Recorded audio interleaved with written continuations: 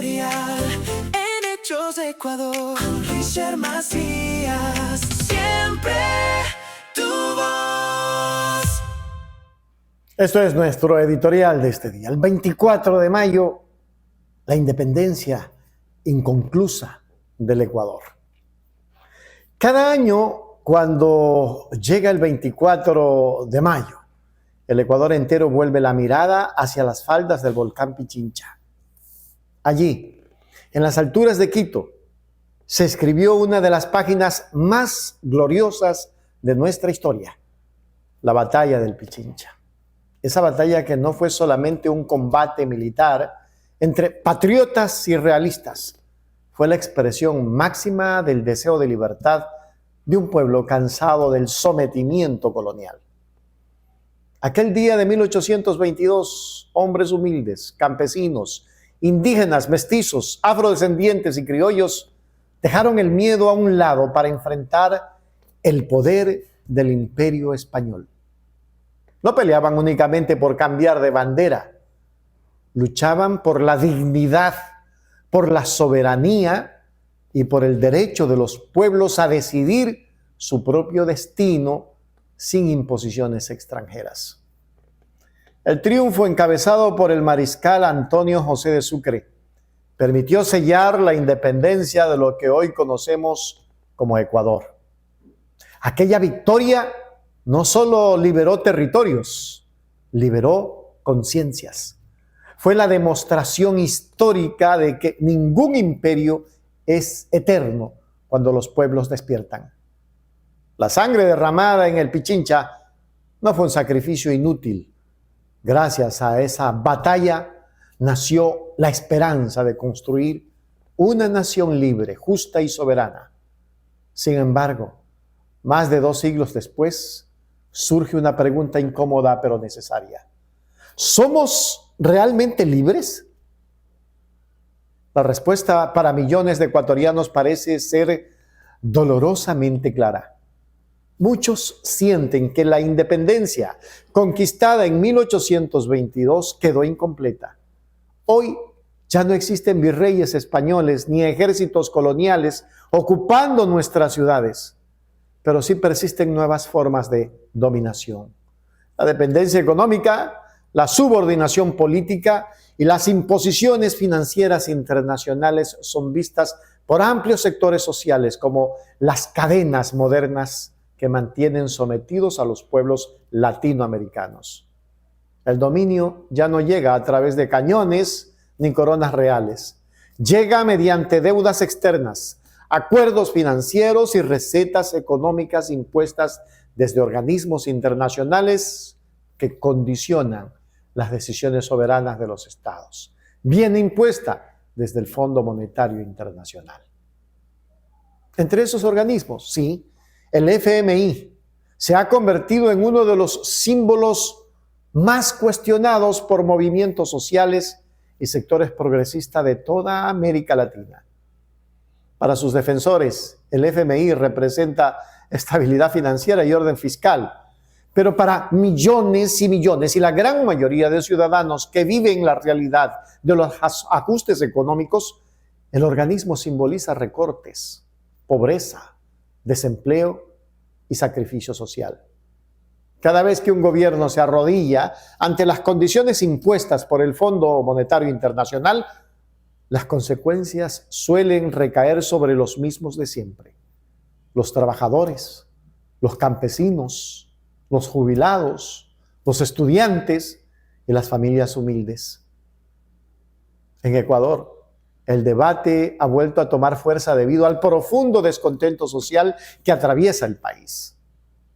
La crisis económica, la inseguridad, el desempleo y el deterioro de los servicios públicos han generado una sensación de frustración colectiva. Muchos ciudadanos consideran que las políticas económicas impulsadas en los últimos años han favorecido a grupos de poder, mientras las grandes mayorías enfrentan condiciones de vida cada vez más difíciles. El incremento del costo de la vida, la falta de oportunidades y la migración de jóvenes desesperados por encontrar un futuro mejor son señales visibles de un modelo que para muchos ha fracasado. En medio de esa realidad, el gobierno del presidente Daniel Noboa se encuentra en el centro de las críticas.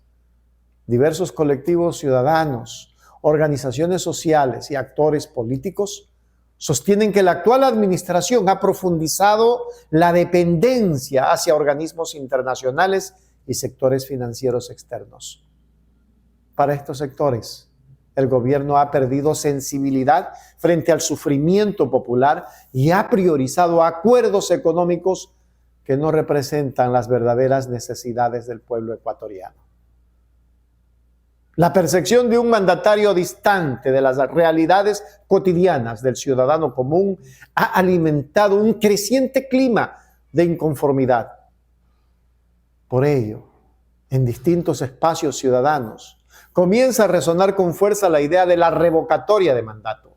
Esta herramienta constitucional contemplada dentro de la democracia ecuatoriana es vista por muchos como un mecanismo legítimo para que el pueblo exprese su rechazo cuando considera que un gobernante ha incumplido sus promesas o ha perdido legitimidad política y moral. Más allá de posiciones ideológicas, el debate sobre la revocatoria refleja una verdad profunda. La democracia no termina el día de las elecciones. Los ciudadanos tienen derecho a exigir cuentas, cuestionar decisiones y reclamar cambios cuando sienten que el rumbo del país se aleja de los intereses nacionales. Pero este editorial no busca únicamente señalar responsabilidades políticas. También pretende invitar a una reflexión más profunda sobre el verdadero significado de la independencia. Porque la libertad no puede limitarse únicamente a expulsar a un poder extranjero.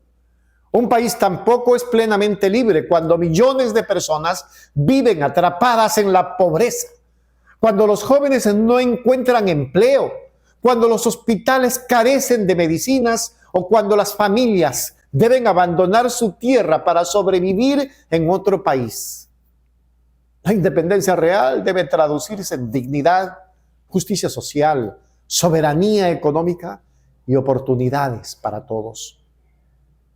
Los héroes del Pichincha no entregaron su vida para que el Ecuador terminara dependiendo eternamente de decisiones tomadas fuera de sus fronteras. Aquellos patriotas soñaban con una patria soberana, capaz de construir su propio destino sin tutelajes externos. Hoy, muchos ciudadanos sienten que ese sueño sigue pendiente. La sensación de impotencia frente a las decisiones económicas internacionales ha despertado nuevamente el espíritu crítico de un pueblo que comienza a cuestionar si el país avanza verdaderamente hacia la libertad o hacia nuevas formas de sometimiento. La historia de América Latina está llena de ciclos. Cada generación enfrenta sus propias batallas. Algunas se libraron con fusiles y espadas, otras se libran con ideas, conciencia social y participación ciudadana. Tal vez la gran batalla contemporánea ya no sea contra un imperio militar, sino contra sistemas económicos que colocan el dinero por encima de la vida humana. Tal vez el nuevo desafío sea recuperar la capacidad de pensar un país desde las necesidades del pueblo y no desde las exigencias de los mercados internacionales. El 24 de mayo debe servir entonces como una fecha de memoria, pero también de conciencia. No basta con desfilar, colocar ofrendas florales o repetir discursos patrióticos vacíos. Recordar el Pichincha implica preguntarnos si estamos honrando realmente el sacrificio de quienes lucharon por la libertad.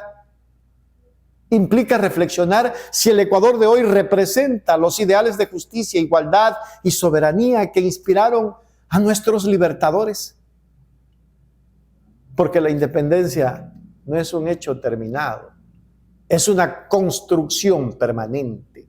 Se defiende todos los días cuando un pueblo levanta la voz frente a las injusticias, cuando exige dignidad y cuando se niega a vivir de rodillas ante cualquier forma de dominación.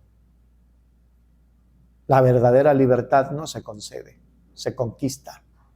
Y quizás 200 años después de aquella gloriosa batalla, el Ecuador vuelve a encontrarse frente a una decisión histórica. Resignarse a las nuevas cadenas o despertar nuevamente el espíritu libertario que un día hizo temblar las montañas del Pichincha. Es hora de hacer temblar las montañas del Ecuador y alzar nuestra voz de protesta para decir: ya basta. Ecuador libre, hoy, por siempre, para siempre, ecuatorianos. Este ha sido nuestro editorial de este día. Editorial en Hechos de Ecuador con Richard Macías. Siempre